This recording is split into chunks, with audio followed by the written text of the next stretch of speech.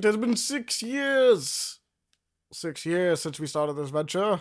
6 fucking years. Oh my god. Yeah. I agree. I agree. Of pain and strife and constantly fighting. My audio was like a fucking robot and bullshit. You've come a long way, Leon. You've come a long way. Yes, we have. We've lost so many comrades. Holy so many. It's been weird. It's been interesting. It's been actually really odd. I should just talk like this throughout the entire time. Don't. I get what you're going for. We get the joke. It's fine. Well, we need it. It's necessary. It might be. If not that, Donald or Mickey Mouse. Please no. That'll get sued. Huh? No, stop. That's a copyright infringement. They'll pull up and attack us. Don't do it. You'll be fine. It'll be me. So, what's good, Leon? What you been up to? Nothing much. School's has been a fun pain. Learning Linux and everything. So that's been the main gist of it. I do have some paper play in action though. Hit us with it. So first and foremost, Dokapon. Yeah. Whoever hasn't played it needs to fucking play it. It's fantastic. Shenanigans have been happening. Yes, it's just absolute shenanigans. Right now, we're currently in a truce, a very fragile truce to a point. It's been a fascinating time. Yes, we are technically one chapter away from completing the whole story. So once everything gets tied up and we get what we need, all hell can break loose. All hell breaks loose after that. I don't know how it's gonna go, but something's gonna happen. So if you got friends, it's already breaking because Pele. Yeah. Because Pele. Yeah. I said it as a joke, and he's like, "Do it." Like okay, fucking do it. Like, okay. Switched up his mind real quick that it was gonna be him. But like, what did you think was gonna happen? You're one of the people on the street. If you do this, but the fact that the explosion happened is insane. You're the one saying, "Do it, bro. You gotta take the L if it's for you." I wish you did it. But I'm not gonna lie. Then you wouldn't be getting to your class. It's the fact that you're going for hero is the worst part because it's the hardest class to get. Hey, look, I got the ticket, so I might as well. Yes, I agree, but there's so many classes you gotta fucking level up now. I mean, I've done most of them. The only one I have to do now is Magic and Spellblade. Spellblade? Yeah. Spell Sword. Yeah, it's not fucking. Yeah, I've done most of them. I only got 2 more. Yeah, there's just those 2, and then you got it. You're able to be the hero. Devaughn too. He hasn't changed yet, but he needs to change to get to the class he needs to be. Which you now have to go and get for him again. Yes! Fucking yes! Because the fucking deal we made fucked it over completely. Context is that to be in this truce for everyone, I had to go to red chests. Red chests are basically your cursed chest. You can get something good, but you can get something bad. Yeah. I got everything was necessary to make sure that we all could get the classes immediately, which is out the way. The way I had to go is completely out the way. But one of the chests killed me, dealing 3,000 damage, and your HP is only like 1,000 or 900 to a point. That's currently where we are right now, too. Yeah, it's wild. Yes. And out of everything that could have been dropped, it dropped my fucking items that had the lost technology. So, I was like, damn. now, which fortunately, the bad bug was given to someone else. Fortunately for Pele, taking that from me, I would have had the truck over there with the most time used. It would have been at least a whole day or two just to get the fuck over there because of how the spinner could be. I'm still not over there. I'm still trucking over. But we'll see. One day. We'll see. One day you'll get there. One day I'll get there. Good God. It's so much path. There's so much path to do. But, We're doing fine. It's working. It's fine. It hurts. It hurts. I'm dying so often because I'm helping you guys, getting money and everything. You also die just randomly sometimes. I still think But mostly everyone's rich aside from Devaughn now. Devaughn's the only one who's been spending all his money. Or get it taken from him. That's true. Yeah. Dokkapon's been fun. But, been fun. Yeah. Got friends, play it. 110%. You will Especially if you want have to fun friends. Yes. Yeah. Monster Hunter had its final update now. There's technically 2 more from what we heard. But Arc-Tempered Archvale is finally out. It is a fun-ass fight. Good God, he's so quick. I haven't done that. It's true. Yeah. You need to get caught up, but the person you're supposed to catch up with, being Pele, has decided to hold off now, so... I'm not gonna lie, I'm also in the mood to be playing like other games too. Like I really suddenly got like a urge. I mean, obviously we're playing Neo. We'll get to that in a bit. But like, I got the urge to randomly play Veilguard again. I got the urge to play the Mass Effect trilogy again, which is crazy because that's a whole trilogy. Yeah, that is actually and I've gotten the urge to play Dragon's Dogma 2 again, and I'm sitting there going like, those are games, bro. Those are not short. I'm going to take a while with this now. Damn. You also had the urge to somewhat play 16 as well. Yeah, no, that came up too. I was like, I want to play 16 again. I'm like, damn, I do want to play 16 again. 16 was pretty fun. I'm not gonna lie. Well, you could do Final Fantasy mode now on PlayStation, so you just have to remember what button does what. My other thing is as much as I want to go back to those games, I'm also going like, I need to go beat Final Fantasy 7 Retribution? Not Retribution. What's the second one? Not Reignition. Rebirth. I need to finish Rebirth. Because I barely played Rebirth. I was like, I need to finish this. I actually just decided, I'm like, bro, as much as I want to play this game on like the hardest difficulty and everything like that, I'm like, I've come to the realization that I'm like, I just need to beat the story, because if this third one comes out and I'm not caught up and I get spoiled on this game, I'm gonna be pissed, and it's gonna be my fault because I haven't played it yet. The only concern would be if there's story locked behind the harder difficulty. If there is, then you might have to stick with it. But like, yeah, I put it on easy, and I'm just trying to run through. Like, I fought the fucking snake, and that was a wall for some reason. I was like, bro, what? Why is the snake a wall? Why is the snake all wall? And a huge part of it is because it's like, I came out the main area, and they was like, oh, look at this area. You can do a bunch of side missions and stuff in it right before you go over here. I'm like, nah, fuck that. I know where I need to go. Let's go. And I got there, and it's like, this dude is cooking my team. I'm dying. Dying off. This is the complete opposite of what we're supposed to do. You know, go to all the side quests, get leveled up to possibly maximum, and then kick the boss's ass. No. The boss said, you need to do your side missions. You need to do your side missions first before you fight me, man. What the fuck are you doing? I got time for these side missions. I'm trying to progress the story.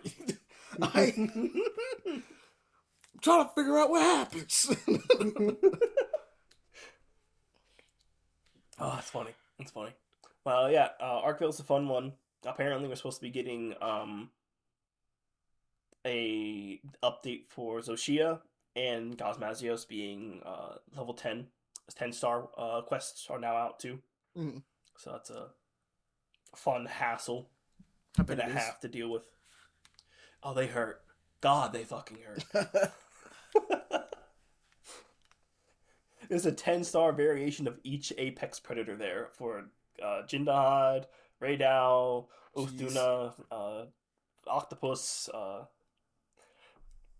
All of them. Every single one. Now they're doing Zoshia and Cosmosios. It's like, fuck. Fuck. Going through it, bro. Yes. All right, so what else? It's like a Dark Souls boss.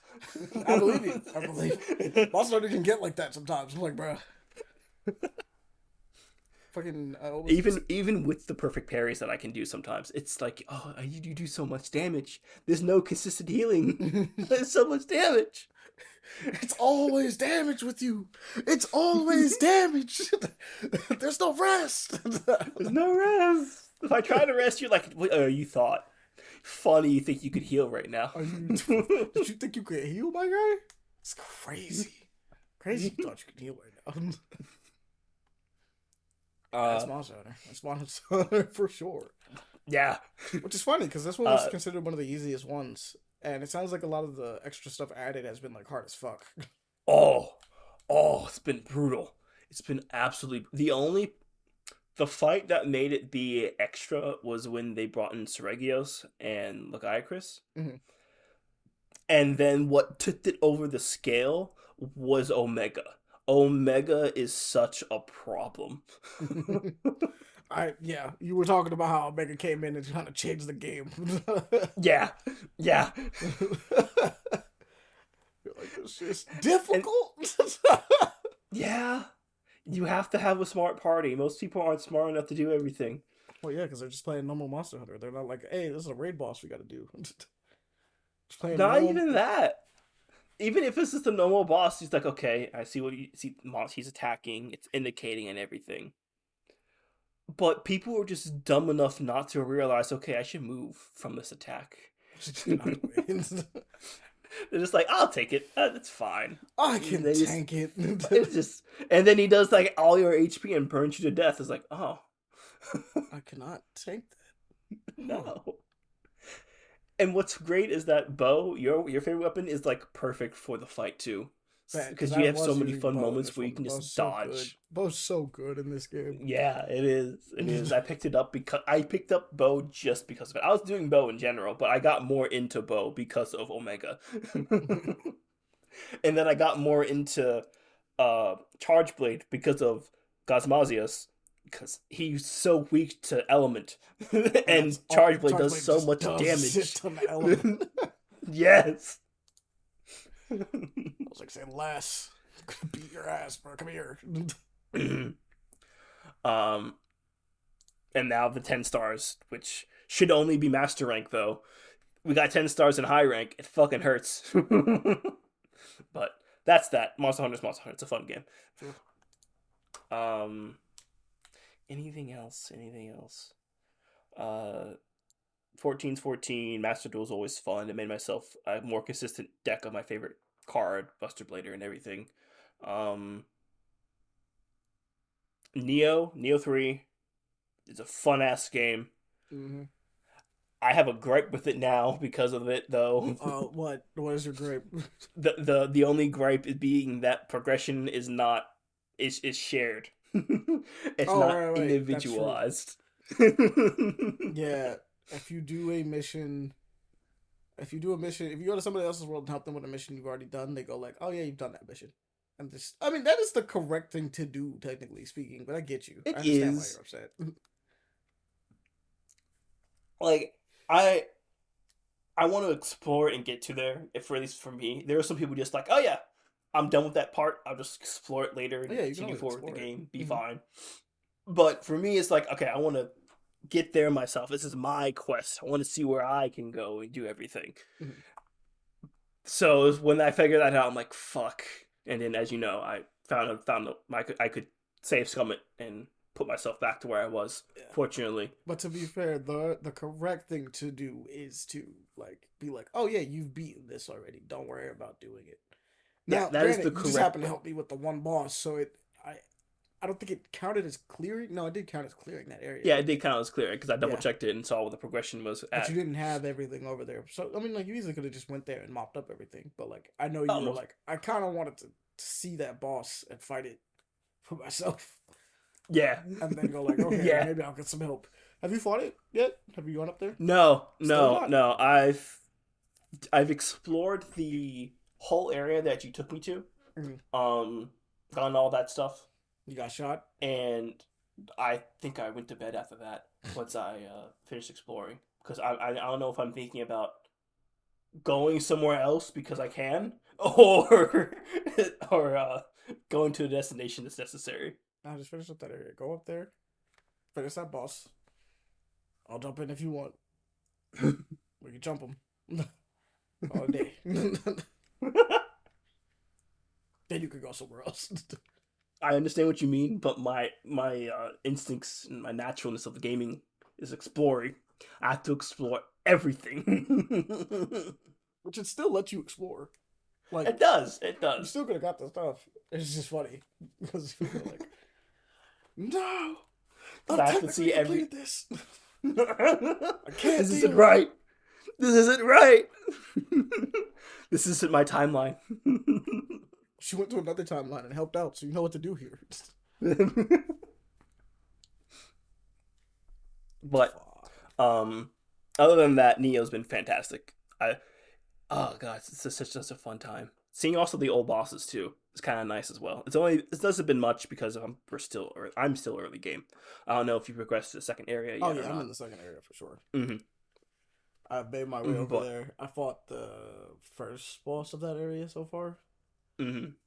Maybe the second. I've beaten the first area completely. Mm-hmm. I think I have everything too. I think I've 100% of that area. I have to go back and check, but I know that there's like 3 or 4 areas like spirit veins are at that you have to. Yeah, I have to go back and do those. But I do have the ability to do that now. That's the best way I can describe it. So all I have to do is go back and do those, and that should be it. Mm-hmm.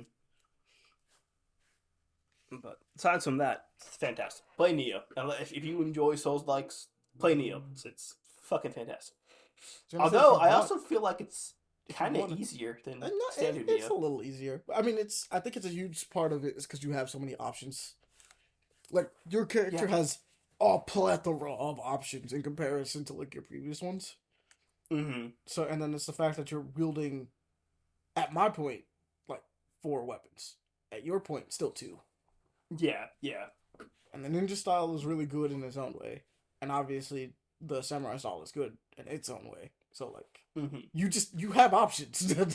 Yeah.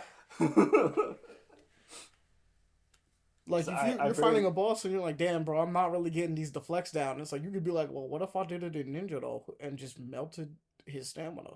That would be easier. It was like, fuck it, yeah, I'll do that. And you just do it.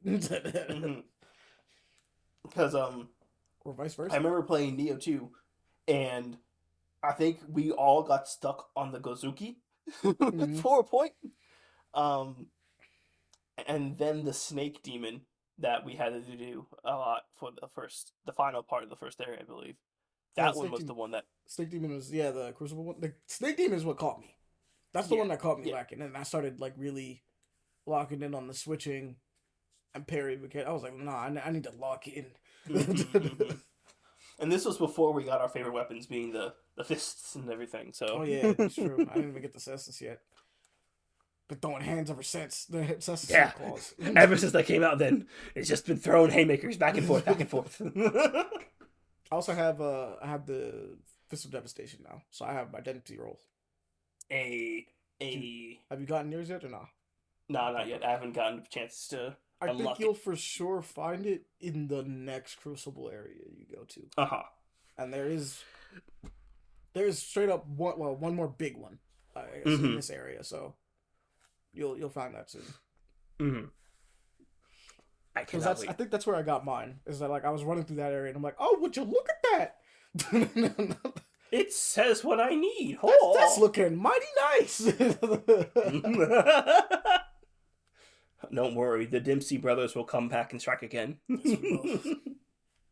About to get rolled, bro.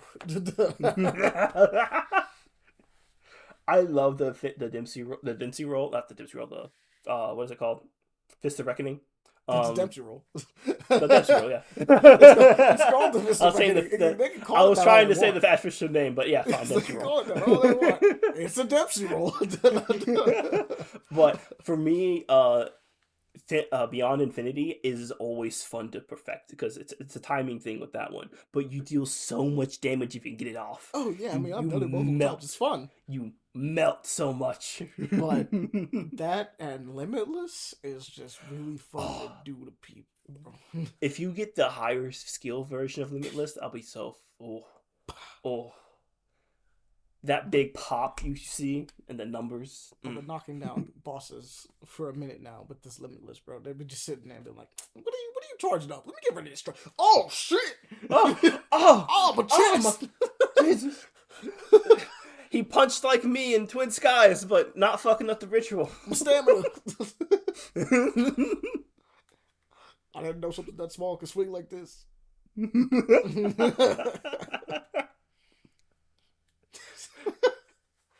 And if it's a human one, like if it's a human enemy, like whether it be a human boss or a human enemy in general, you do send them flying. Like it's every time. It's so great. They get set just floating through the air. In the air. How could his hands do this?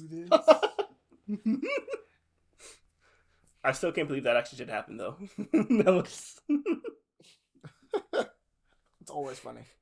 It is. But that aside, that's mostly it for gaming. Reading wise, watching wise, but I'll say first, Frieren. I finally decided to start watching season 2 of Frieren. Oh, it's so great. It's so fantastic. It's so nice. The world building, the romance between Fern, one of the characters, and Stark is fucking great. I love the two of them. I haven't completed the episode yet, but they've gotten to a date, and it's wholesome, and you already see our man fucking up. It's like, step 1, you already messed up, man. How could you? How could you? How could you do this? But one day just been enjoying. You need to. It's fantastic. I don't know. It's a weird show to me because I both feel like I would be interested in it because I like slice of life stuff, but at the same time, I'm like, I don't know, man. This is not inherently a show I would. It's very slow. It's very peaceful. It's very slow, but that has its action moments. There are threats in the world that still linger. But the main driving point of it is the narrative and the characters that you're with at the time. Because the premise itself with Frieren, if those who don't know, is you're adventuring with an elf. The elf Frieren, you're seeing the story through her eyes, essentially, of being able to live thousands and thousands of years, essentially being immortal. Experience human years to a point, and what the implications of living so long and either not knowing someone you knew for quite a while, all of a sudden just be gone, and experiencing that, and then the new wonders of the next generations as well. And it hits hard. God, it hits hard when it comes to certain scenes. Yeah. The first episode itself, you just get hit straight in the chest. The flying in the air meme that we did a moment ago, you're that. you're that. But the percussion and the powers and the magic in there, it's all just great stuff that you can be with and you can see. And all the characters are quirky. All the characters are likable to a point. Even the villains, who are mainly demons, all have a great characterization towards themselves to a point. Although demons can be somewhat one-noted here and there, you remember them. They're not someone that you just like, one off, fine. No. Yeah, check it out. It's one of the greatest things you can possibly watch in this day and age. A lot of people have actually been comparing it to Fullmetal Alchemist, which is hilarious, but I can see the comparisons being there. Aside from Frieren, it's mostly been homework, so I haven't been watching anything else. But reading-wise, one thing came back, which I don't know if I've talked about this or not.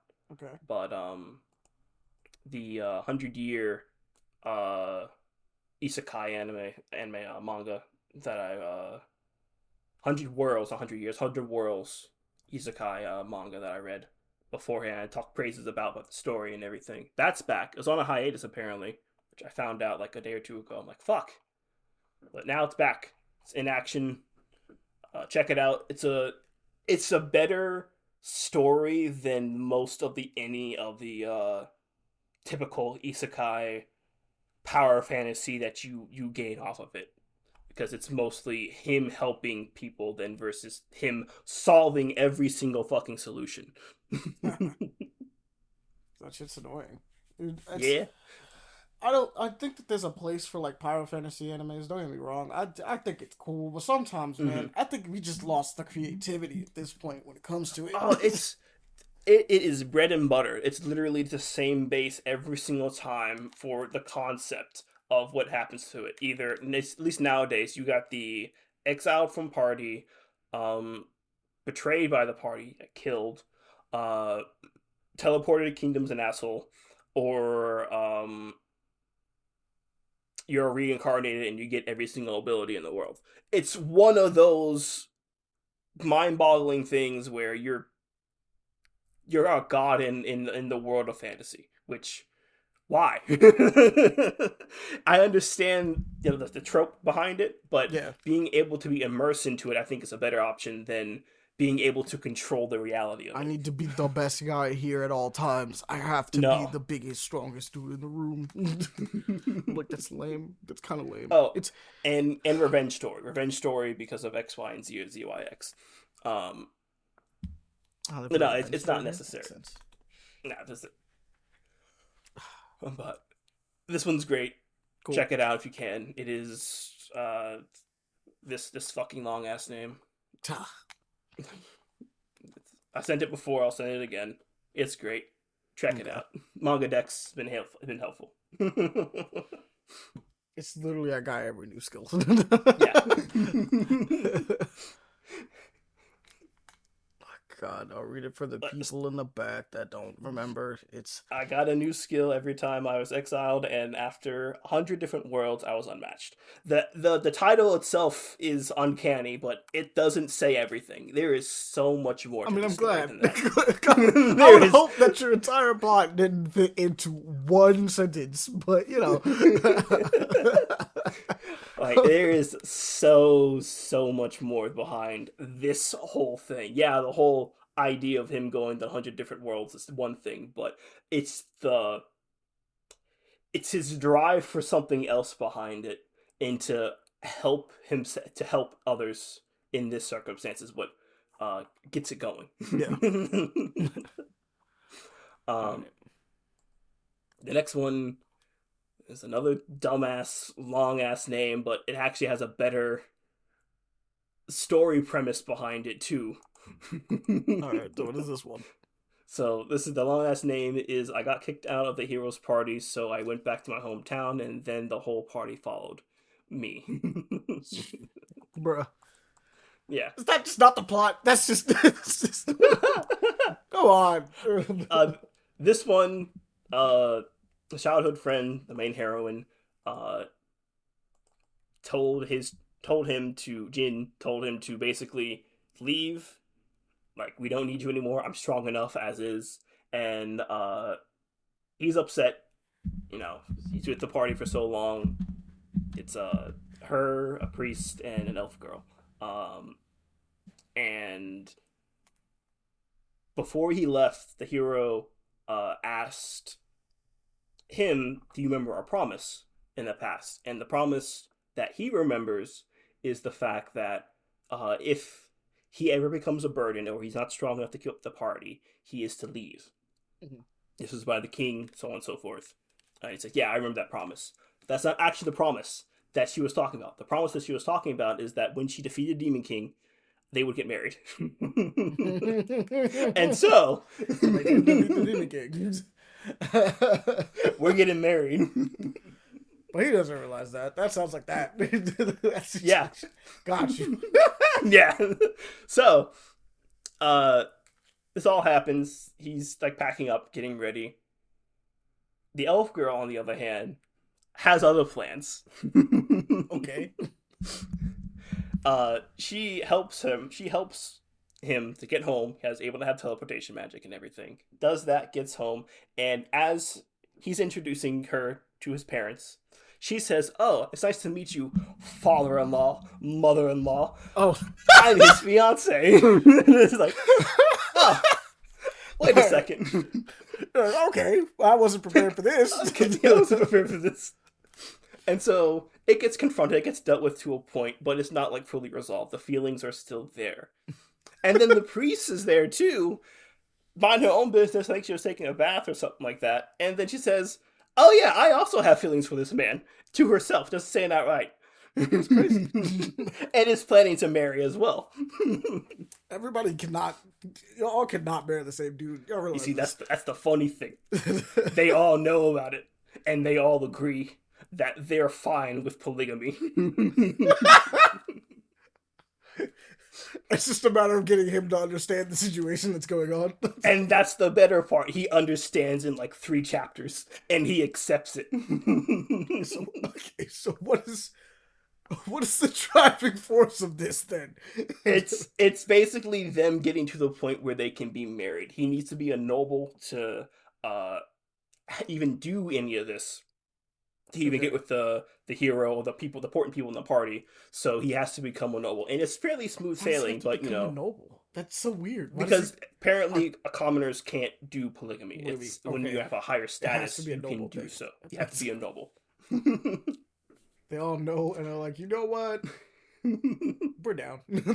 We're party anyway. Exactly. That's literally it. And now there are moments where competition happens because each of them want to like probably be the lead person, the first one down the aisle, something like that. So there's little funny moments like that.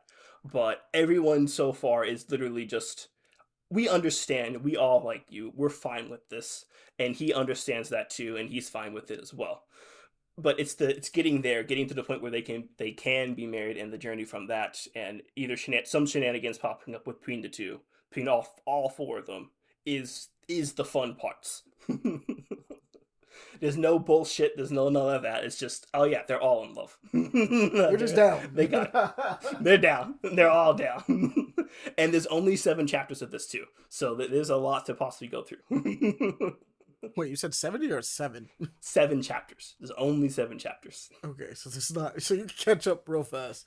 Yeah, you can catch up real fast, and it's not even a bad read either. It's just like, okay. It's fun. It's a fun time. It's fun. All right, it's a fun time. I get it. It's vibes. That's literally what it is. All that it is. Right. Anything else? No, but there's a little rant I got. I bet. So, as I was just scrolling on my phone, this Facebook standard, I come across the post. It says, Luffy and Loki dragon form versus Gurren Lagann. That's not even close. No. That's not even remotely close. No. And so I had to double check myself. My phone was acting wonky. I had to refresh. Are we talking just regular Gurren Lagann or taking top in Gurren Lagann? Because that matters. They were showing the final ass form of the fucking... Oh no, that's not even close. That's not even remotely close. They were showing the big ass form. Spiral power is one of the most OP powers of all time, bro. You can't fuck with that. I was trying to look at the comments. I couldn't see anything. So I had to refresh it. It just vanished. I Google searched it because I wanted to send it to you because I'm pretty sure you would have the same damn response and send it to the Elementals chat, I think, because everyone would be like, what the fuck is this nonsense? What do you mean? But apparently that post was taken down and or privated. So I'm like, he must know. He must know that this is not right. Somebody said, nah, bro, this ain't it. Because as I try to go to the page, it says this content is not available right now. Oh yeah, that shit got privated. Somebody was like, "This that was not it, bro." Try the again. Blasphemy on this. If you just type in on Google, just images, or not just all in general, Luffy and Loki versus Gurren Lagann. It's literally the first thing 6 days ago. Look, we're not power scalers. We don't do all that power popped up shit. But Man, do we like just talking about this shit sometimes, bro? And that one's just like, wow. And I like One Piece. I like both of these things. One Piece is cool. Oh, yeah, oh, yeah. Gurren Lagann is awesome. But That's the difference between the two is that, yeah, Toon Force is one thing. But when someone can break 11 dimensions instantaneously, I think you're kind of fucked. Yeah, I think you're might kind be of stronger. Yeah. I don't know if you can to topple that. I don't know what dimension Toon Force would technically be. But 11 dimensions sound wild. And it's just if the fact that Luffy and his crew have never done, and it's like, that's how I can describe this is, they don't even get, and I hate using these terms, but like this is kind of important. They don't even get to planetary type feats in One Piece, which is fine. That's just the world. They want to fight on this point. Like, the story isn't supposed to be Dragon Ball. Like, it's not that. Yeah.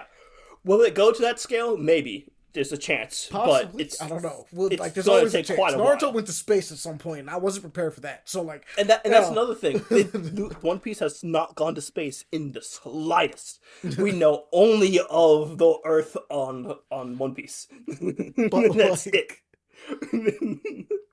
The idea that Gurren Lagann takes its time from being on the planet to getting strong enough to fight against essentially all planet, to then fighting on the grand stage of the universe. That's your setting. Throwing galaxies at each other. And then bending time and space itself. I'm just like, I don't think this is a good matchup. No, it is a good not. matchup at all. No, it is not. I think I saw like likes and like smiles or laughs, something like that. I'm like, what the fuck is this? Yeah, shit? I'm looking at that thing like, I don't think someone remembers how the end of that series was. Like, No. I don't think they know. No, they don't. The galaxy, the cloak expanded into infinity. That was the cloak. The cape was that long. Yeah. And what's great is that we Death Battle, fun series, has mostly inaccuracies, but you know it's a spectacle. Maybe fucking nice up, but sometimes it's correct they for the do most part. They do pretty good on their analyzations and everything. Recently too, they've been pretty good. Aside from their Ashura and Kratos thing, that was kind of out the wazoo. Ashura should. I think they scaled that really weird, but it's fine. I'm not going. But they did say, hey, look, what if we did the what if too? Because it's like, I don't know. I guess they thought they could go both ways, so they just did a what if the other guy won type situation. Yeah. All right. So it's like, whatever. I support that one more, personally. I support the Ashura one more. That makes far more sense in my opinion. But that aside, they did, was it Kylo Rayner versus Simon the Digger? Mm-hmm. And, you know, somehow infinite potential versus like, wow. Infinite potential. Yeah, it makes sense. And the detail that they throw into that, because there was a light novel or a book about Simon and his feats and everything that I had no clue about. The fact that his attacks can hit through every dimension and cannot be like dodged is insane. Dodged. No, you gotta eat that shit. You have to eat that shit. It hits you through every reality there is. Like, don't get me wrong, I like OP characters. I think that like there's some crazy stuff that happens at the end of certain series, like endgame series for stuff like that, and I think that's really good for endgame series level stuff, right? Yes. So like, yes, I'm not gonna spoil it, but like Fire Force, cough cough. If you've been watching that, obviously has something like that. I haven't finished solo leveling. I'm assuming we get to somewhere close to that with the way that people up Sun Jin Woo. Yes, we get to the point where you don't have to spoil it, but we get there. Yeah, we get there. Like I was trying to remember like how far, but like yeah, it gets pretty fucking far. Gurren Lagann gets pretty crazy.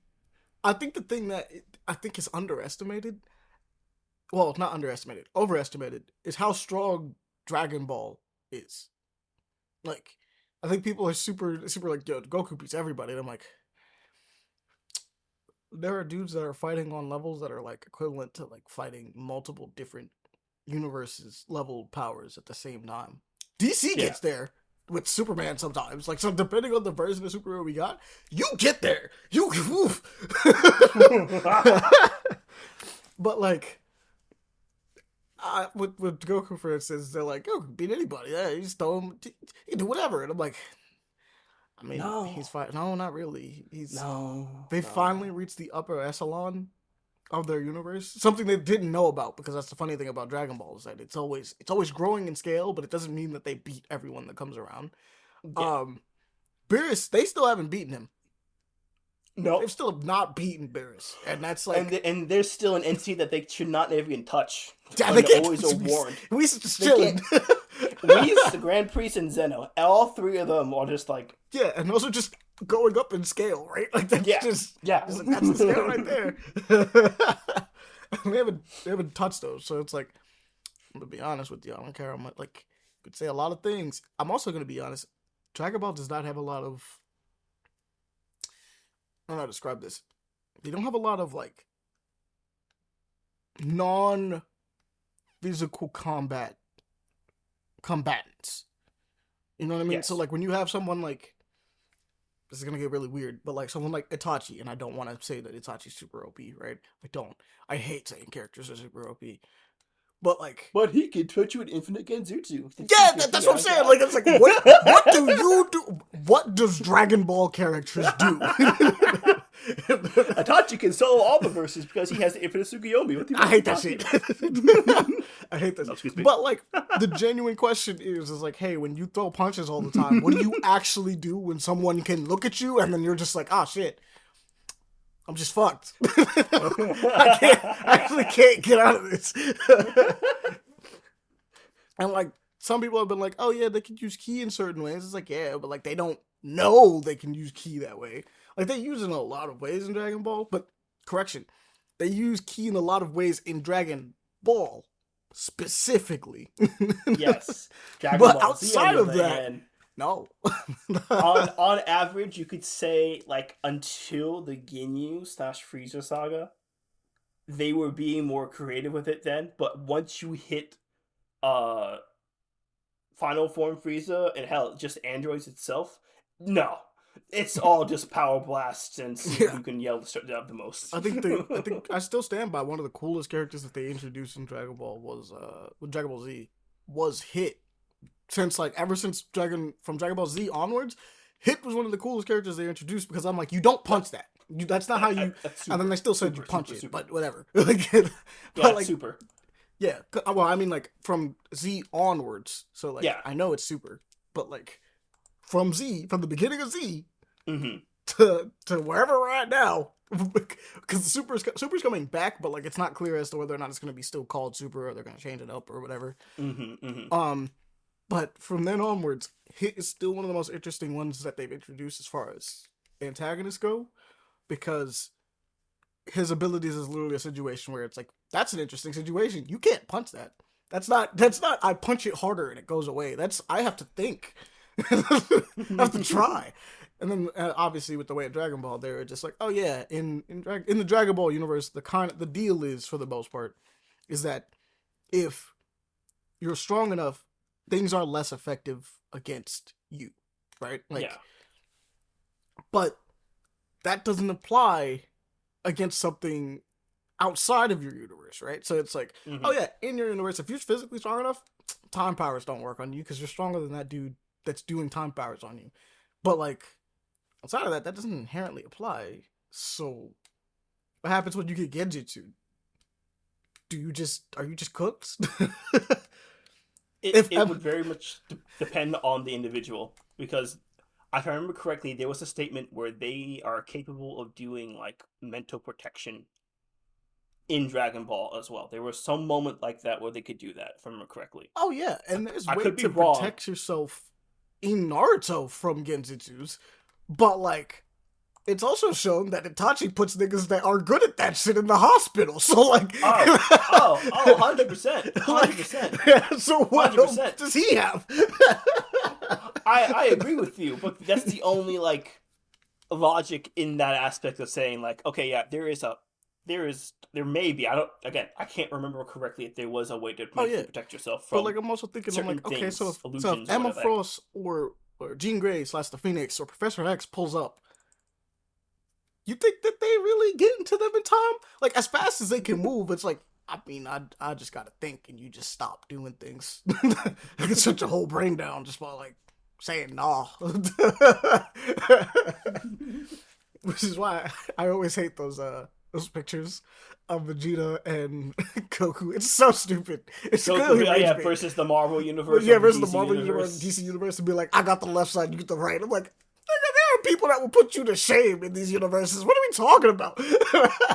There are people with such abstract abilities that like you and your punching and your lasers aren't good enough to deal with them because you've never dealt with something like that. It's like Legion alone is a character that warps reality, and I'm like, you're not punching that. You're not punching that. That's not a mental thing. The reality changed. Or another fun one would be Izanami, the ability that Itachi used to like input Kabuto in an infinite loop. Yeah, that's like one of the ones I was thinking of. And I'm like, what do you do against that? Because like yeah. that thing isn't even clear on how it changes. Apparently, it just puts you in there until you decided that like you've had enough and that you've become a better person legitimately.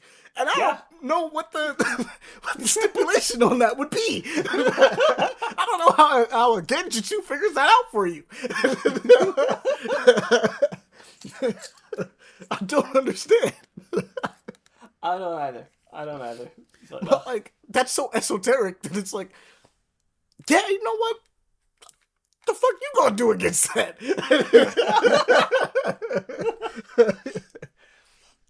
Some people were like, they move faster than the eye can see. Yeah, but they also need to see, and it's about perception. It's when you have characters who could put you in a situation before you actually start to fight. Like, what are you doing? I mean, that's literally what happens. What is it? Itachi. Who's another example? Aizen, and I think one other character always just puts you in a Genjutsu immediately, or at least an illusion immediately when you see them. Once you're in their presence, you're already in it. You know what's other characters I will say that are actually downplayed a lot? Bleach characters are downplayed a lot. Some of their abilities in Bleach are so like they're physical abilities, but some of them are esoteric physical abilities, and it's like I don't know how you're supposed to like not. Hey, do you want to fuck with the guy who has the heat of the sun on him just off rip? Yeah, like all the time. Like, or someone that can freeze you to absolute zero. And I'm sitting there looking at that, being like, you know, last time I checked, Dragon Ball characters cannot deal with being in the sun. They can't survive in space for one. Like it's been stated on multiple occasions they cannot survive in space. They cannot. Which is some people seem to forget that part. They can't survive in space. I'm just like, I don't know what your plan is, bro. I don't know. I do not. Or another one actually, one that can affect probability and cause an effect. Yeah. Yeah. I'm like, there are JoJo stands that would fuck people up. That fuck people up tremendously. Yes. And I don't mean Star Platinum. Star Platinum has the ability to stop time, but it has a glaring weakness. I'm talking about other shit. Fucking Devaughn stand. Yeah. King Crimson. Don't worry about that. Oh, yeah. You attack me in 5 seconds. Guess what? 10 seconds back, and I have to fix the probability of that. Or I skip it. I skip it in general, like, you know what? I don't like that. Killer Queen. Fucking blow something up. It worked, yes! Revert time, and I have knowledge of everything. Like, there's just so many. What's the recent one with Jotaro's daughter? Oh, the guy he fought. Oh, the guy they fought. Heaven's Door, not Heaven's Door. I know what you're talking about. Oh, it's gonna bother me. I know exactly what you're talking about. Is it Stairway to Heaven? I think it's Stairway to Heaven. It's not increasing the flow of time completely. Just man, just said reset the world. Yeah, just absolute. Reset it all. I'm just sitting there going like, how do you deal? You can't do that. You can't do that. Yeah, you're supposed to fight that. Shit, Alucard. Fighting Alucard would be a fun one too.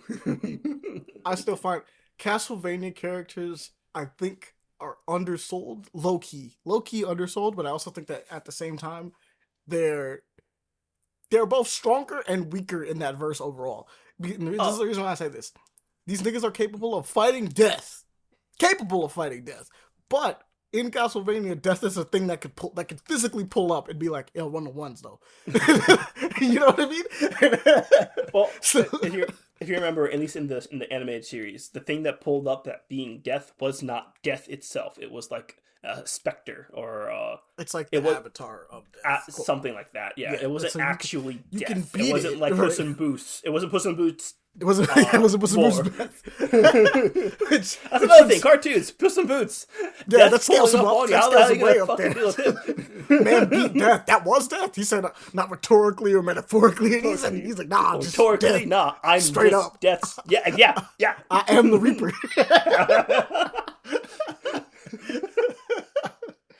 Like there are aspects like I am the thing itself.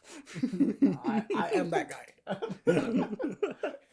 You don't want the smoke, I promise you. But when you said Alucard, I was thinking of Castlevania. I'm thinking about Hellsing.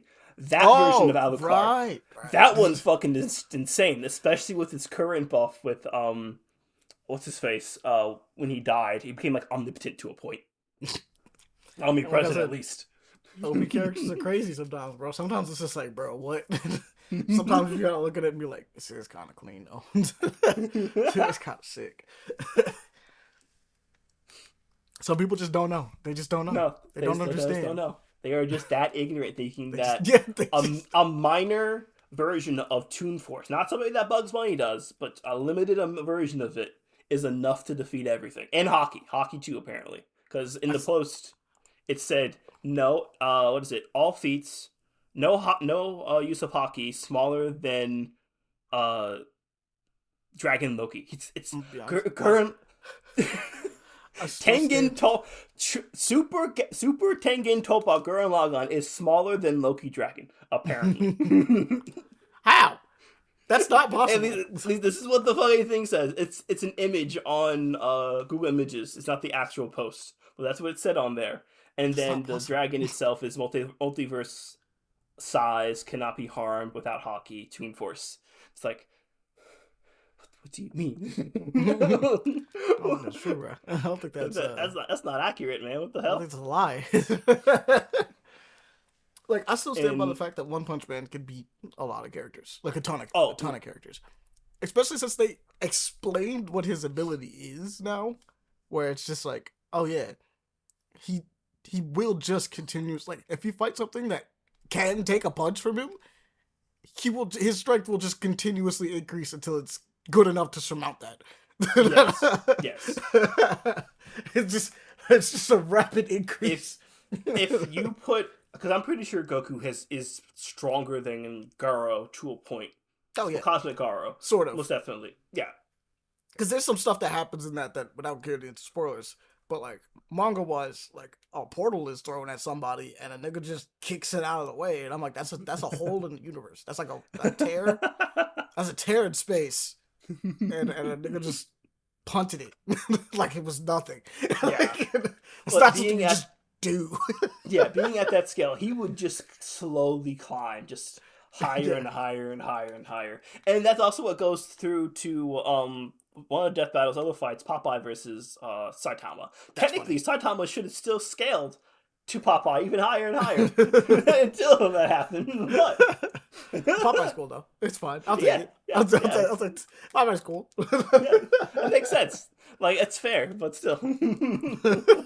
Which is correct. Like, I was like, it should scale. That's just how he works. It just keeps going. That's how he works. It just keeps going. Matches. Just keep going. Well, now that they've said that, I'm like, oh yeah, nah. It's your favorite character gets cooked by this guy if they fight him for like Cosmic Armor Superman. Oh, I just slowly scale higher and higher and higher. Cosmic Armor Superman is crazy. Like, that's only if you kill him right then and there, probably. Yeah. If you kill him right then and there, maybe you're fine. But if you let him scale, you're probably fucked. I'm just kind of like, well, Goku's cooked. There's a lot of other characters that we can cook, technically speaking, but it's fine. It's fine. It's called One Punch Man. It's okay. That's literally the point. Yeah. But that's that. That's everything. I found that. I thought it was hilarious to look at. That's funny. I really wish I could have looked at the comments, but they turned that shit off immediately. All right. So, I'm going to rapid fire off some of the stuff that I played because I played a lot of the Steam Next Fest that came up. So, obviously we talked about Neo and which is not a part of that, but like we talked about Neo and Dokapon. Those are two main things that we played this week. I played another game called Armentus. Let me find it real quick. Armistice. It's called Armistice. So we saw this. I'm pretty sure we saw this on the State of Play. I think. Mm-hmm.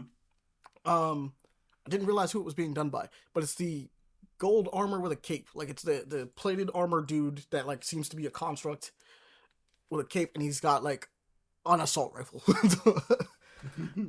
and he's fighting through what is like a fucked up version of Paris, right? A demo came out for that. It's a roguelike. It gives off Returnal vibes, except it is not a shmup like Returnal. I played the demo. That game is kind of fire. I'm not gonna lie. I was having a lot of fun playing it, and then I found out that the people that created it are the same people that made Godfall, which is funny. Because, yes, Godfall may have failed, but the one thing Godfall did right is its combat was nice. And you can feel that in this. A lot of the upgrades that you get going forward are really fun. Some of them are constantly doing something that, like, changes you fundamentally. You're constantly able to pick between doors that'll lead to an upgrade, like a armament upgrade, a weapon upgrade, or a because it's your exalted armor. Oh, celestial. You get celestial ones too, and at certain points you get like special celestial upgrades, which are really fun. So the special celestial upgrades, I'm gonna get into that, are usually something. It'll give you a room that has like the idea of you're gonna get this, but there's gonna be a bane associated with trying to get this in this room. Like it's an extra challenge on top of everything. Yeah, and it'll be like, oh, the lights are off, so you go in there and you can't see shit except for what your flashlight sees, and you're like, I'm gonna fight enemies like this, and it looks cool. Or it's like, oh, enemies take way less damage from any of your celestial abilities while you're in here, or there are exploding balls that will just follow you around while fighting these things. But the rewards you get is something that fundamentally changes one of your abilities to something better, right? So for instance, as an example, because there's two, I think, in the demo that you can get. One of them is straight up. No, there's three. There's three in the demo that you can get because it's really cool. One of them is so your melee becomes a 3-hit combo that you can now do to people. Another one is you can use it to stop time. Like it's an ability you have that can let you freeze time, and it does crazier things. Another one, it fires off rockets. Like it does basically like holy arrows that fire out of you whenever you attack something.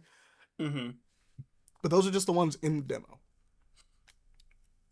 That shit's been fun. I'm not gonna lie. Like a lot of the upgrades that you have, there's like 3 major abilities. So like you're running through, it's a third-person shooter. You're popping dudes with a multitude of guns. So based off of this, they have 4 guns in the demo. It's an assault rifle, a submachine gun, a shotgun, and a precision weapon that feels like a sniper rifle. I did not think I was gonna like that precision rifle that much, and then they gave me, when you start doing weapon upgrades, they give you certain weapon upgrades that really can improve how you play it.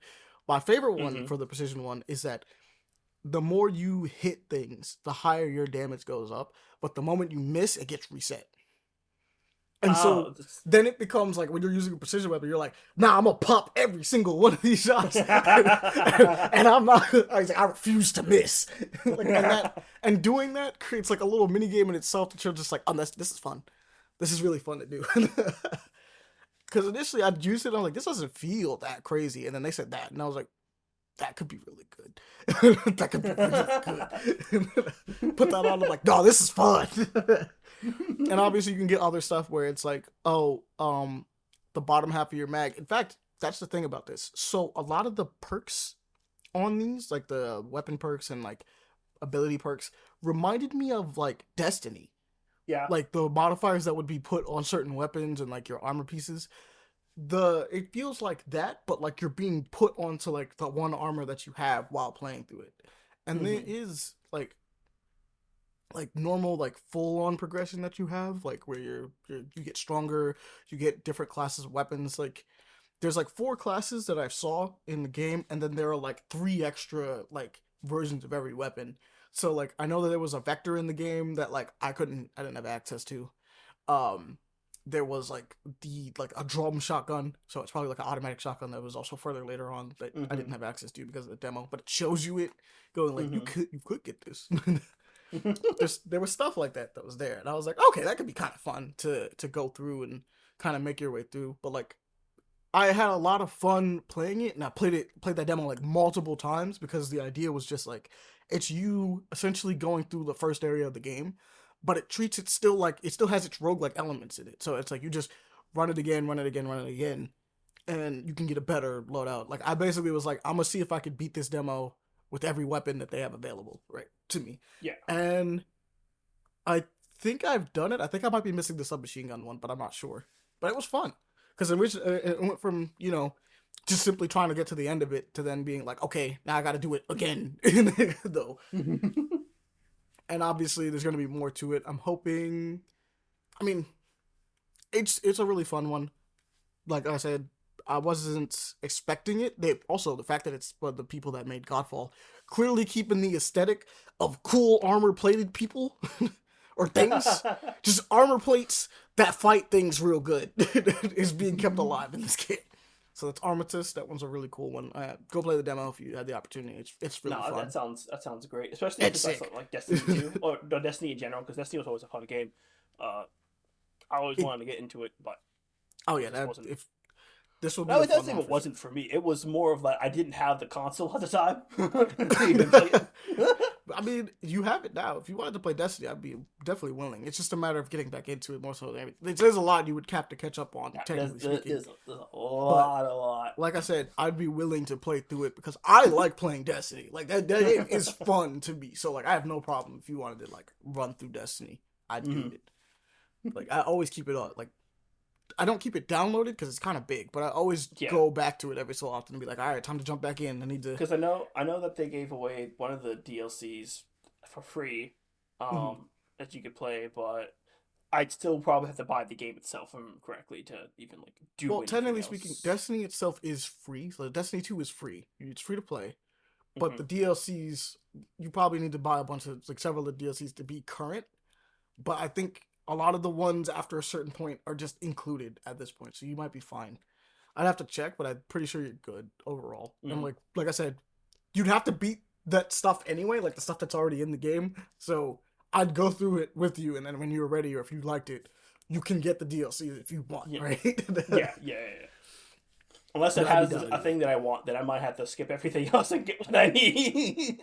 There's gonna be some. See, there's gonna be some DLCs that have like weapons that are just gonna be there, and you're like, I can't get that, but it's fine. Like, Yeah. we'll work on it. It's fine. You never know. My determination is unbound sometimes when it comes to certain if, things. if you decide you want to spend the money and so that we can go get whatever it is you're thinking of, I'm like, sure. I mean, it's just more for us to play, so I mean, sure. True. There's not Destiny is weird because there is no specific, especially now. There's kind of no specific order to do anything in anymore. Like there is a story that is being told, but like Hmm. they've been really weird with how they've kept up with it. And if you were to jump in now, I wouldn't. If you were to jump in now, the Destiny story is not the thing that's gonna grab you, if that makes any sense, because it's gonna be all over the place. You'll see it and be Uh, like, "This is some really cool lore," and I don't know what this is about, and like hmm. you'll be interested in it, but like you'll have to do kind of your own research. Like you'll play missions and stuff like that, but you won't have the full context and scope of everything happening because some of it has Hmm. been built up since like Destiny 1 and then some of it's Hmm. been like stuff that happened in this game but was like seasonal event stuff.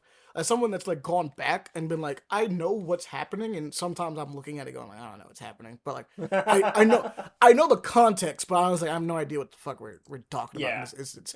that's kind of a turn off to a point because I do like lore. Oh I'm a no, little it's of a got lore in lore fanatic on abundance, it. and so like it wouldn't be hard for you to learn about it because like it's all there to access, right? but like at the same time, Figuring it out is the thing. it's not that figuring it out wouldn't be hard because like again, it's not hard for you to access it. It's just there's stuff that has happened that you can't exactly go back and play with ease anymore. If that makes any sense. Okay. Like the first campaign for Destiny 2 doesn't exist anymore in the game. Like you can't play the red forgot what it is, like the red campaign or like the red whatever it's called. But you can't do that.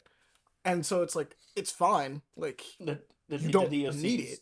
Yeah, you don't need it. It didn't like what is it? It didn't add on like how 14 does it, where each expansion is just another story thrown on top of it. Then it's like it was supposed to do that, but I think at some point they ran into like memory issues and the fact that they didn't have a publisher for a while. Bungie was going through a bunch of weird stuff, so they started downscaling some things and maneuvering things around. It was strange, but like it's one of those games. It's like you'll have fun if you jump into it. Gameplay wise, it's really fun. Lore wise, it's really cool. There are stuff. It's in a really weird place right now for jumping on, but like if you did it, like I'd join you in whatever you wanted to do with it. Yeah. But like, if you wanted to learn about it, it's like I could just point you to My Name Is Bife. just go to My Name Is Bife. Like that's the channel. You want to learn about Destiny? Go there. Man's got like hours of YouTube videos that you can just put on in the background and be like, I'm learning, and continue about your day. You can do it while grinding out in Destiny. You can just put it on and be like, that shit's interesting. That's some cool shit right there. I'm pretty sure I do know something of it because it popped up on my feed one time. Like, yeah, sure, why not? And it's been a while, so I'm pretty sure I can't rebuttal everything. But something with the moon, I think it was, and then something else. Oh yeah, the moon stuff is cool. Like, but like you mentioning the moon, I'm like, there's a lot of stuff that involves the moon, but I get you because that's like an entire enemy variant that just exists over there. Yeah, like that's an issue. And then Khonshu popped up for some reason because the moon exists and everything. And then Moon Knight popped up too, just yelling out the moon 24/7. The moon haunts you. The moon haunts you. The moon haunts you. But yeah, nah, for sure. What else did I play? Okay, so out of the stuff that I played from this, let's do need to shotgun blast this a little bit. I played. There is a game called Airframe Ultra, which is basically, hey, yo, you like those Akira bikes? Yeah, we made a whole game about that. Oh, it's funny. with the actually, not even the Akira bikes. That first scene in Akira where they're driving around and fighting each other on those bikes, that's the game.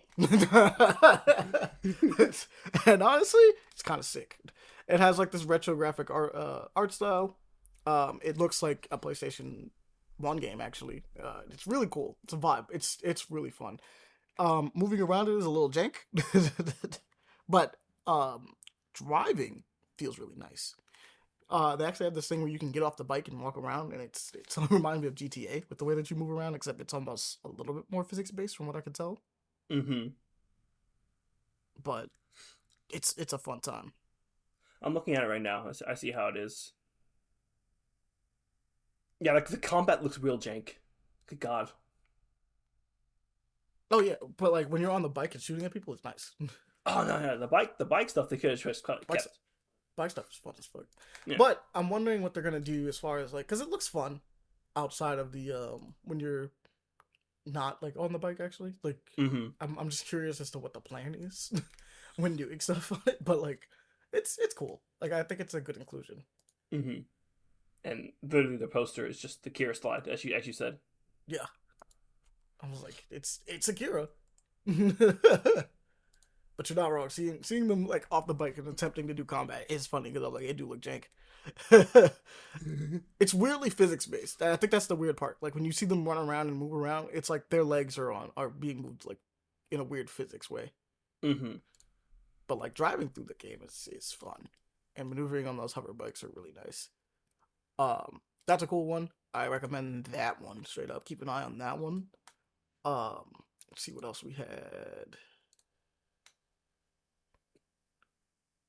Okay. There was There's Armistice. There's that one. Played Revan Blade for a little bit. That one's basically a MOBA. Um, it's like a melee based MOBA. I didn't get to play a full match of it because they have specific times to play it, like the playtest times. And but you can go in and do like bot matches for training. So I was messing around with it and just seeing what it is. It's not bad. It's definitely could be fun. I could see people enjoying it. It's very capture the flag / MOBA at the same time. I'm wondering if it has multiple lanes, but it does look like it is everyone fight for a point. Like it is essentially you fight for the point gets activated, and for a limited time you're capable of attacking their base, and then you do that until you destroy theirs, and then move forward. Like the idea is that you're constantly, it's like a momentum thing. So it's one of those games that seems like it could last a long time depending on like how people are pushing, because you could push further into their base and then push them back. Obviously, with if you started do like steamrolling, it's a very steamroll heavy looking game from what I can tell. But it's a vibe. It seems like it'd be fun if you like MOBAs. I just hadn't gotten a chance to really play a full match because of its match test time. Far West demo is still out too. Far West. I think we mentioned it last time. I think we mentioned Far West before, but like if we haven't, cowboy robots that go out and you are thrown into what is essentially an open environment. It has heavy cowboy West technology versus mystical, like undead magic. West magic type stuff. It's really fun. It looks like first person Risk of Rain to a point. First person Risk of Rain is not bad. It feels more like Helldivers with the way it's done, because you drop in as a mission. Yeah. You do the thing that a bunch of the missions that are on the map. Then you run back for extraction once you do the main mission, and you fight your ass off. And you nuke places. It's really fun. It's really, really fun. Well, the reason why I said that to ride around on. But I do because understand. The similar game that says that you've played is Risk of Rain 2. It's similar to that. I'm like, no. I get you.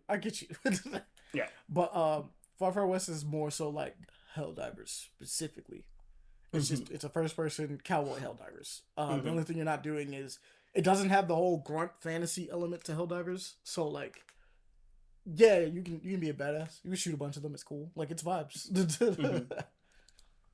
So like as far as like, because Helldivers likes the idea of like you're weaker than your enemies. Far West is like, nah, bro, you're a robot. Kill him. You're a robot cowboy. Shoot.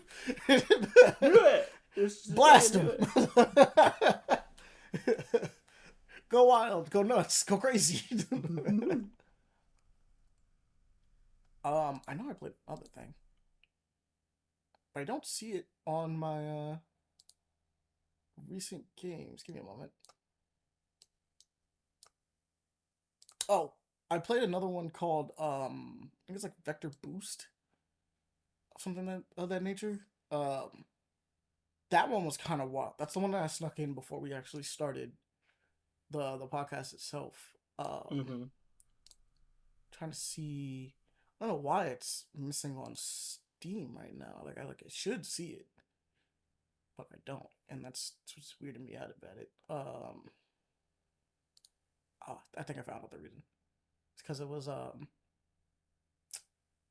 my Steam was only showing me things that were installed for some reason. It was just like, this is what you have, and I'm like, yeah, I uninstalled it because it was fun, but I finished it.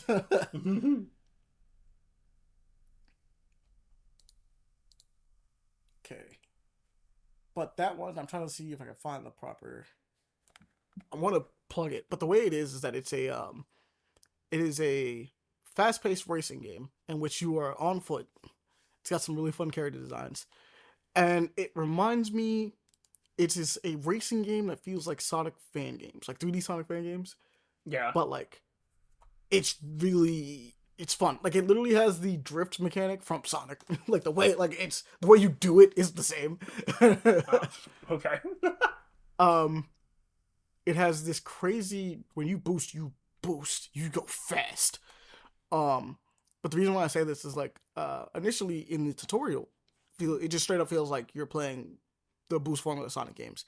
But when you get into an actual like match, like one of the proper maps, you realize how much it feels like like Sonic fan games type beat is the deal. Yeah. It's because of the fact that like you can throw yourself off of the track really easily. It also has like wall running, some Prince of Persia type stuff that kind of adds to it as well. Mm-hmm. But the tracks are made in a similar fashion to a Sonic level, except that you're looping around as a race against other people. I want to see if I can find it again though. It's definitely on the next fest though, so I can go find it over there.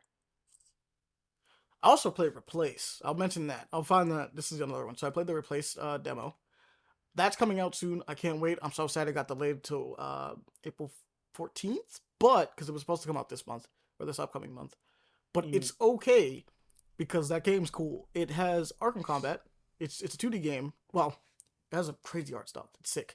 It is a 2D sprite-based platformer slash adventure game, really, that has Arkham Combat, and it has 3D environments and lighting similar to some of the remakes of other things, like The Last Night that never came out, or some of the Square Enix RPGs that have been coming out recently, like the remakes that they have been doing. So for like Star Ocean and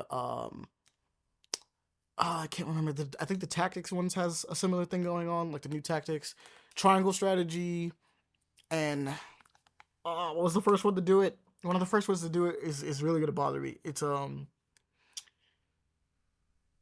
Octopath Traveler. I was about to say, if I don't say this, Blair will kill me.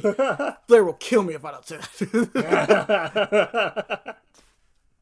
Octopath Traveler was the other one. It has like a similar vibe on that. You're probably looking it up now. It looks really cool. Hold on.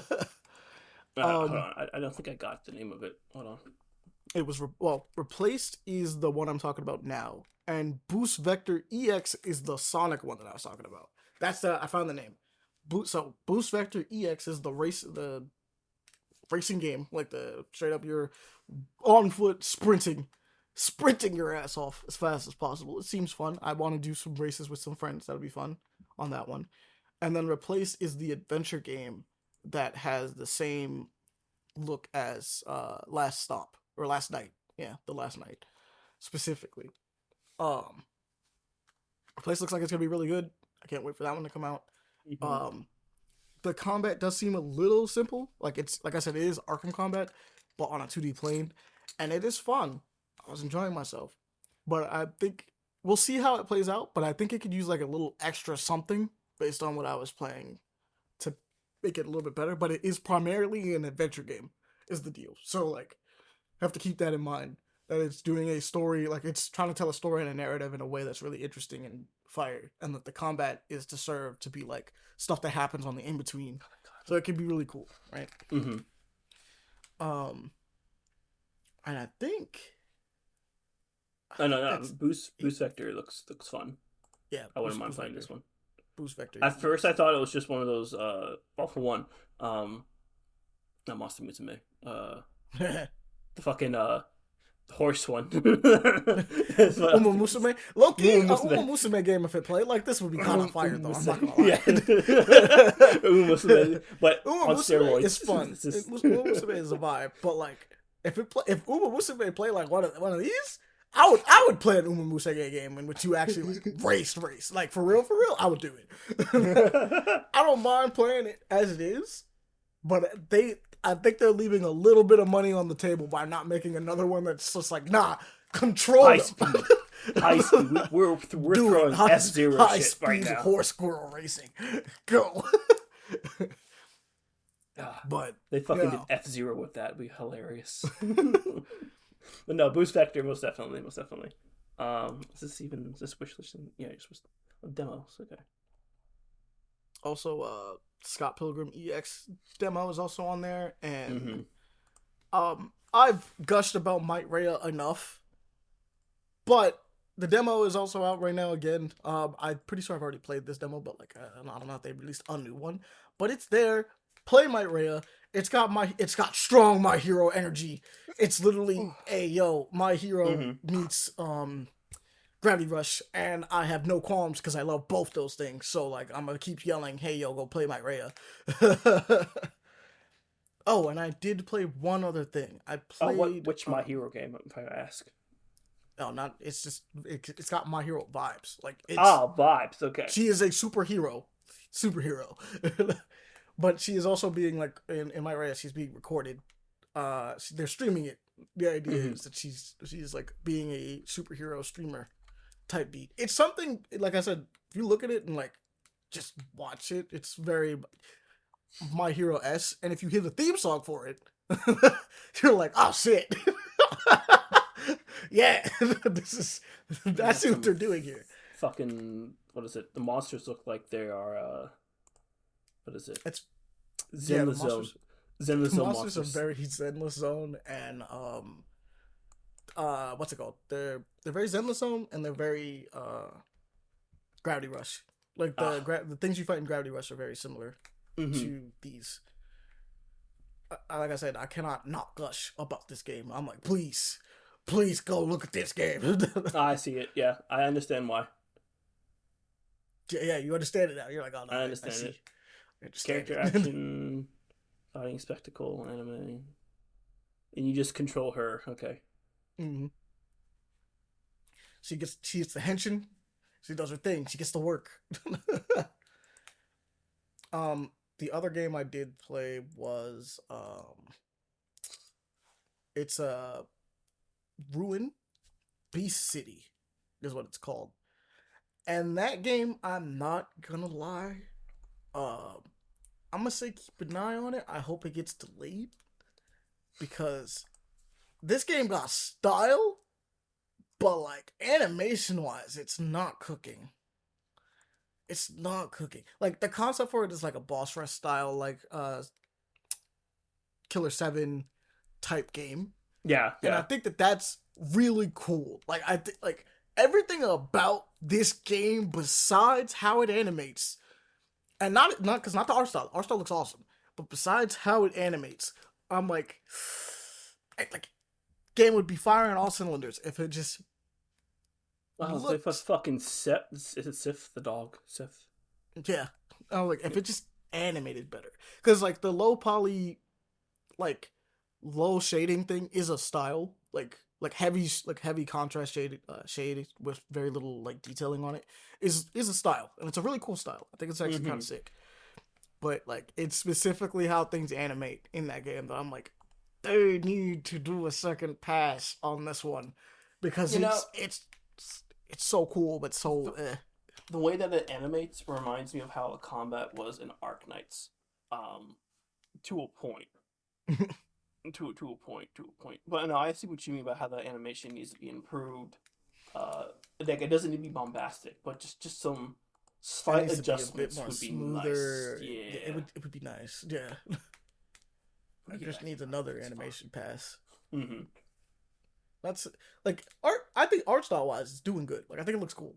That's art style wise. I don't think it needs an art pass. I'll stand by that. It's like I think it could look. I think as far as it looks, it could be released as it is. As far as it plays, with how like the animations work, nah. just say a year delay if anything, and then go from there. Yeah. Give it a year, approve on like the animations and stuff, and you could go from there. That shit would be nice. I didn't know that this had a demo up right now. So Parasite Mutant has a demo up, and I'm gonna have to play that. But Parasite Mutant, I think we talked about before. Also, Last Flag is another one that people should check out as well.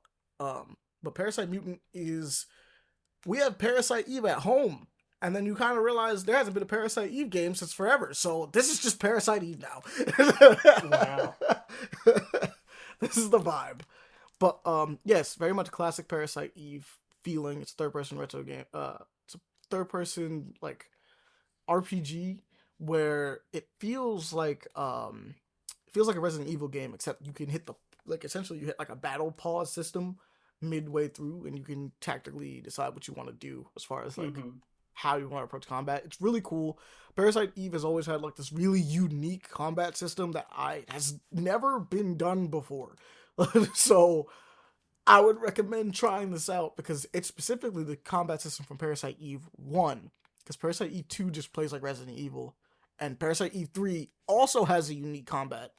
but it's hit or miss depending on the person you're playing it. Uh-huh. I thought it was amazing when I played it. Parasite Third Birthday plays awesome. Story wise, not great, but plays amazing. And I think that, and this one being basically a more of the first game, which is also really fun and really unique. So I recommend just trying it out and seeing what's up. If you like it, it's very obviously inspired. Like the character looks like Aya, so you know.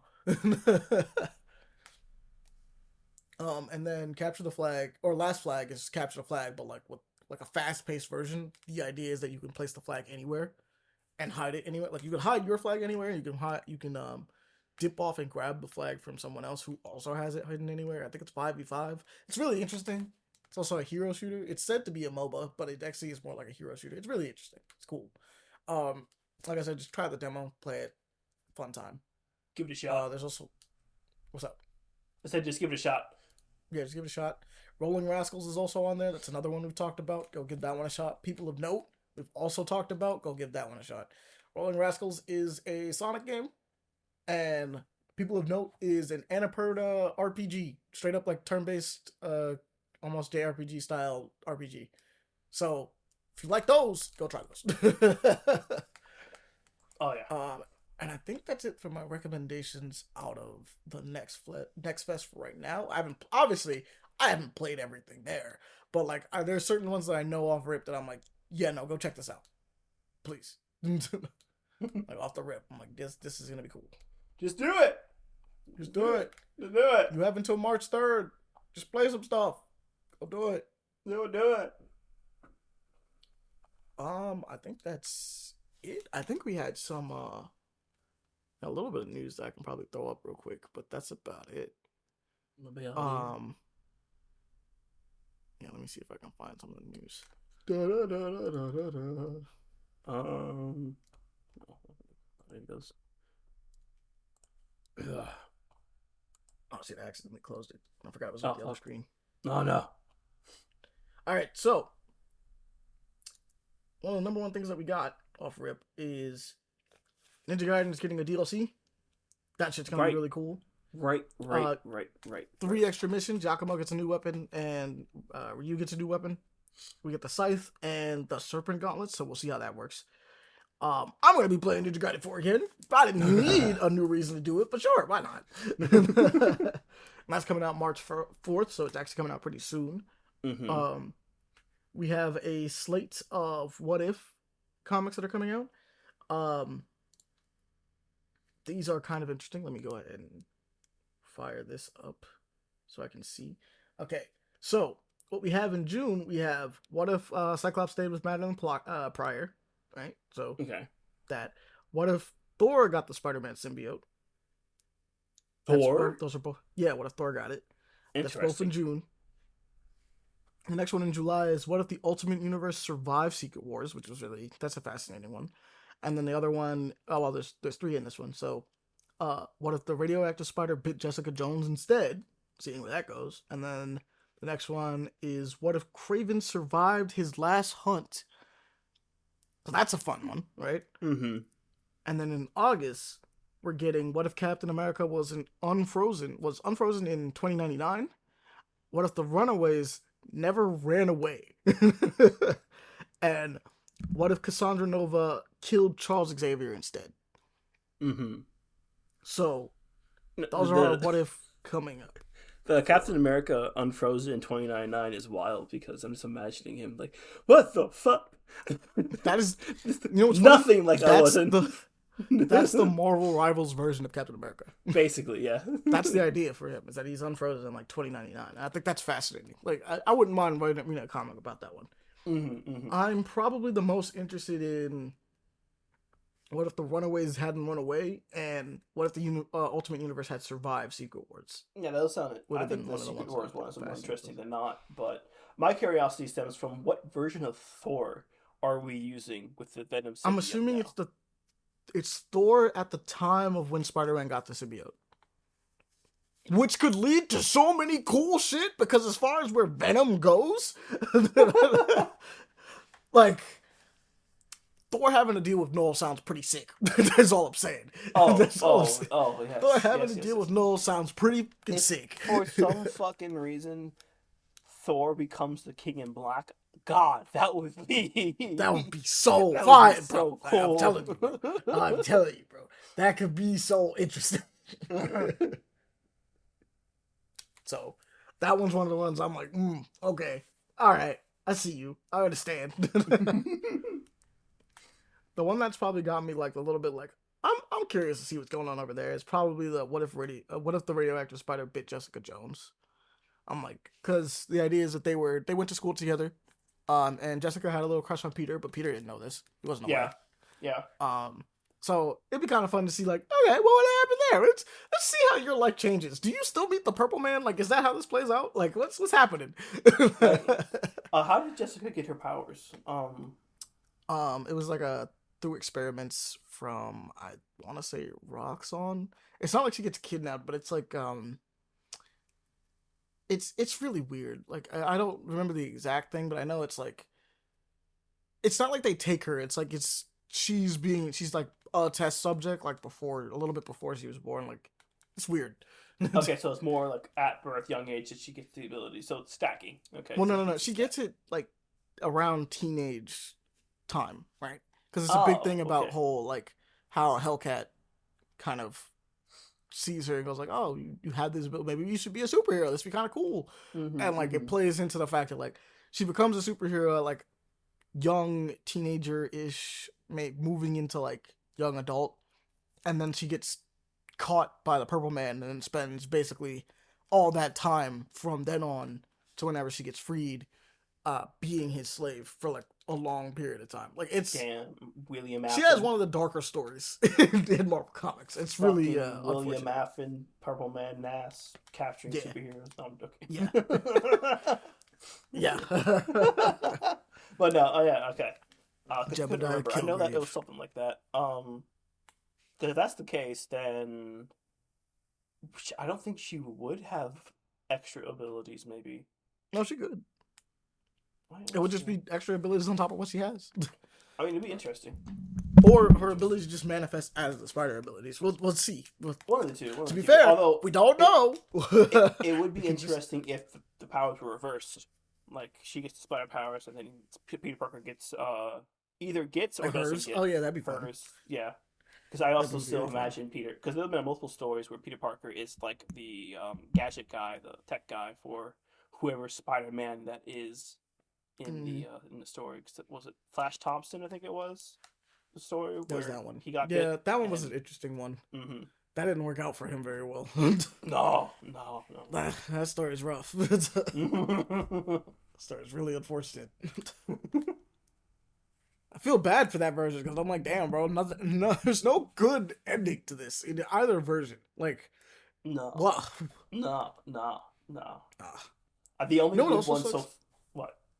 There's another one there's another what if that I think is like really lame because one of the things that's addressed by the King in Black storyline with Eddie Brock is that when Eddie Brock is talking to,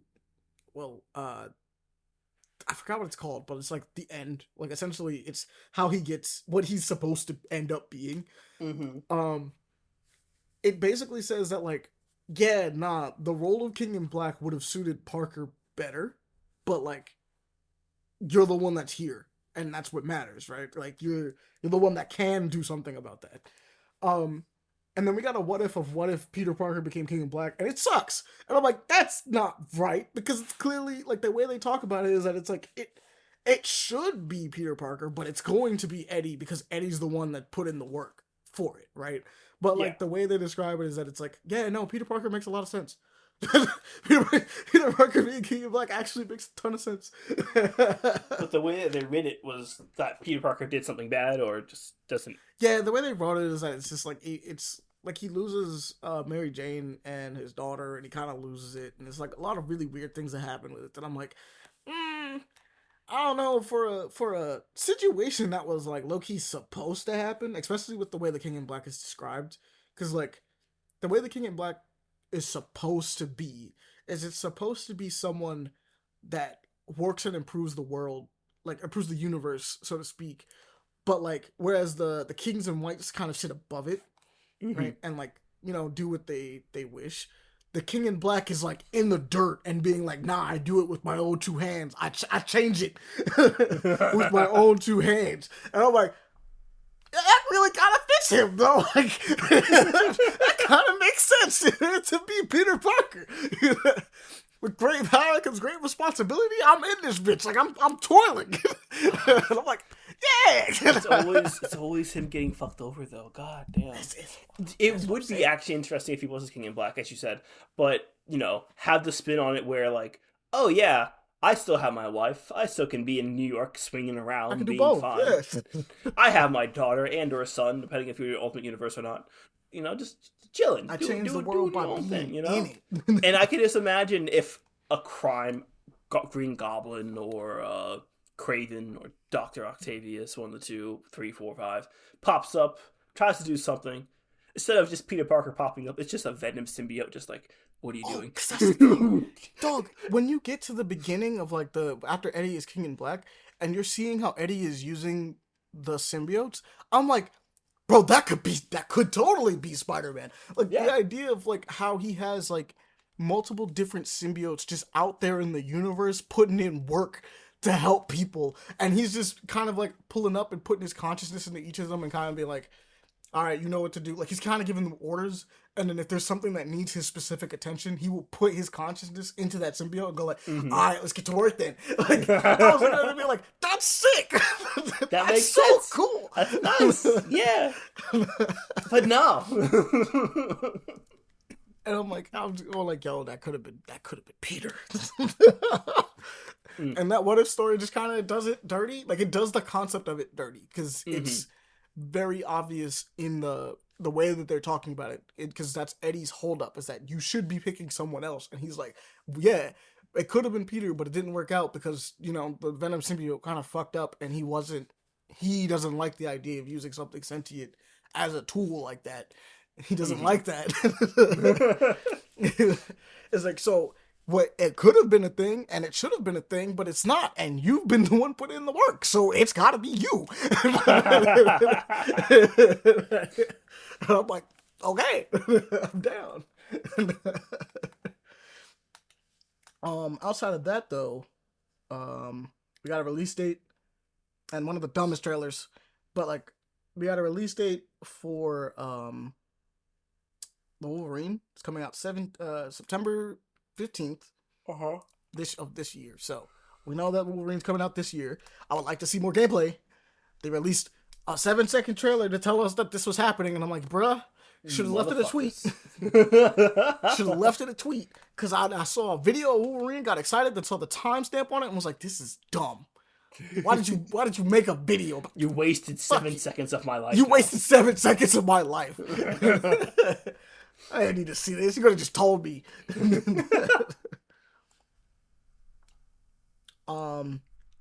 We also have there's a lot of Marvel stuff apparently, because we have the Marvel Maximum Collection, which has a bunch of the arcade games and things of that nature. So there's X-Men Arcade in there. I can't wait to play that with the homies. Spider-Man, X-Men, Arcade's Revenge, Captain America and the Avengers, which is another beat 'em up. It just has a ton of the old beat 'em ups. Let me see what else is in there. I think it has multiple versions of them as well. And it's being done by Limited Run Games, which is interesting too. It's nice for them that they're porting. Maximum Carnage is in there. Separation Anxiety. Silver Surfer with its bomb ass music for no reason. Yeah. And like I said, it has multiple versions of like those games as well. So it has like, it doesn't just have like singular versions. So it's trying to see what else. Rollback netcode actually for X-Men Arcade. That's awesome. It also has like the in-game rewind, museums, cheat menu, things of that nature. It's got a ton of stuff. It's a nice little collection. It's gonna be a fun time. I want to pick it up. I hope everybody else does. It sounds like it'd be sick. Sick to play with people if you guys haven't. Especially the X-Men Arcade game, bro. That's a game to go through. I mean, obviously Maximum Carnage is the other one to go through for sure, because like, yeah. But like, if there's ever a game that should just be played, it's the X-Men arcade game, bro. That game was fun, bro. That game had 8-player co-op. That was a game that was, it existed as like a multi-stand thing in the arcades, and you could have the whole crew. Everybody playing that thing, bro. That shit was nice. I remember seeing this as a little kid and losing my mind, bro. I was like, I need to play this. I need to play this with all of them. Whatever homies I had at the time, I'm like, we need to play this. This is a game. I'm sad that they have Dazzler in there and not Jubilee, though. That's the one they picked. I mean, it's got Nightcrawler, Colossus, Wolverine, Storm, Cyclops, and then Dazzler. But I think that's it for news-wise. That's it for news-wise. All right. So what are we calling this one? Power scaling is bullshit. Power scaling is bullshit. Yeah, you know what? That's fair. It is. It's BS. It's some BS. But power scaling is some BS. Is for sure the one. Yeah, let's go with that. All right. Well, without further ado, we are out of here. As always, you guys can check the description for all the things that you guys should click on in order to support the show. But the number one thing you can always do to support us is spread the love. Spread the love. Tell people about the show. Let other Tell people about know us. they should go watching this and spread the idea that you're enjoying the thing that you enjoy with other people and enjoy being you, and have a good one. Absolutely. Be safe. Peace. All right.